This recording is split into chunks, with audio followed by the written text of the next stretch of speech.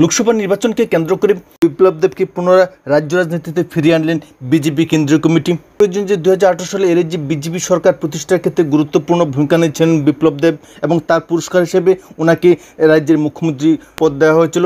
কিন্তু 5 বছর মেয়াদ পূর্ণ হতে না হতেই বিজেপি কেন্দ্রীয় নেতৃত্ব বিপ্লব দেবকে তার মুখ্যমন্ত্রীর পদ থেকে হটিয়ে দেওয়া হয়েছে এবং বিপ্লব দেবকে রাজ্যসভায় পাঠানো হয়েছে।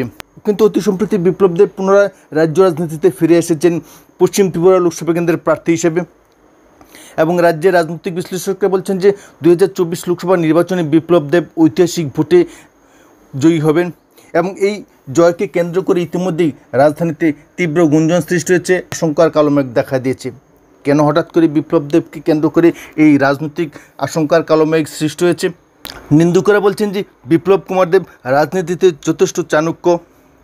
তিনি 2018 সালে এর যে বিজেপি সরকার প্রতিষ্ঠা করেছিলেন এবং যার ফলশ্রুতিতে তিনি এর রাজ্যের প্রথম বিজেপি মুখ্যমন্ত্রী হয়েছিলেন। কিন্তু বিজেপি কেন্দ্রীয় নেতৃত্ব ওনার প্রতি ভরসা হারিয়ে ওনাকে দিল্লি ভিত্তিক রাজনীতিতে যুক্ত করে নিয়েছেন। কিন্তু সাম্প্রতিক সময়ে দিল্লিকে পুনরায় ম্যানেজ করে আবারও রাজ্য রাজনীতিতে ফিরে এসেছেন বিপ্লব কুমার দেব। এখানেই ভয়, এখানেই আশঙ্কা। হিন্দুরা বলছেন যে বিপ্লব কুমার দেবের মূল লক্ষ্যই হচ্ছে রাজ্যের মুখ্যমন্ত্রী কুর্সি দখল করা এবং সেই লক্ষ্যকে সামনে রেখে তিনি ইতিমধ্যেই রাজনৈতিক ঘুঁটি সাজাতে শুরু করে দিয়েছেন।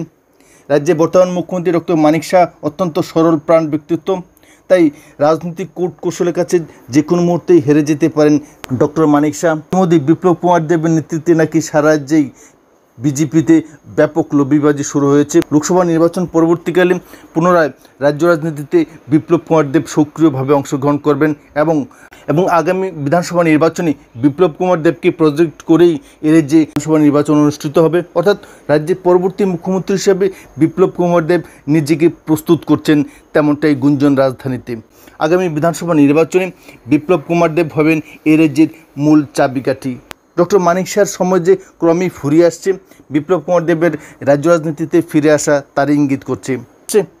এ নিয়ে রাজধানীতে জোর চর্চা শুরু হয়েছে।